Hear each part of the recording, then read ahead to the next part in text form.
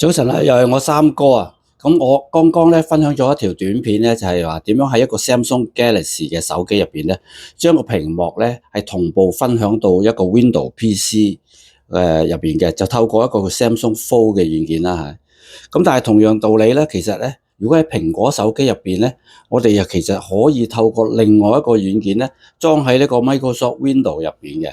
咁而呢個軟件咧叫做 AirPlay Mirror Receiver。AirPlay Mirror Receiver， 咁咧，如果你用一日咧，其實佢係免費嘅。咁但係如果你譬如話，即係覺得佢好用，你又想買咗佢落嚟咧，其實佢就港幣23蚊嘅啫，港幣23蚊。咁所以我就覺得好值得㗎啦。咁啊，示範一下你點樣去將你嘅 iPhone 嘅屏幕咧，就投影去個 Windows PC 入邊啦。咁首先你喺個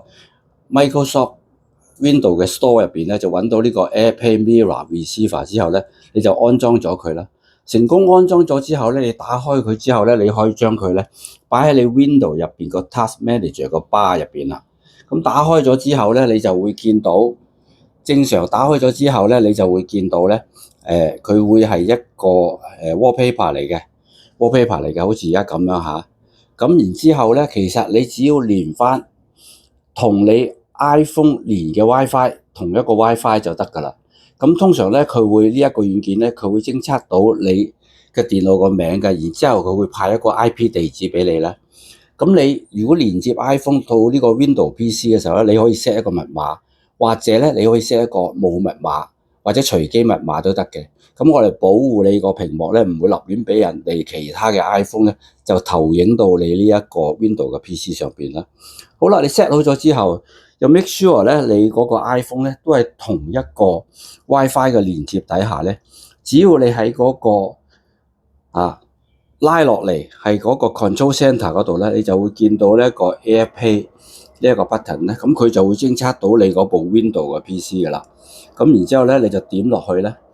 咁你就等一陣，大約我諗係十零秒到咧，你就等呢一個 Windows PC。佢偵測得到呢個 iPhone 投屏嘅要求啦，嗱，而家就見到啦。咁所以咧，好快你就會見到你個 iPhone 個畫面咧，就會投影咗去你個 Windows PC 上邊啦。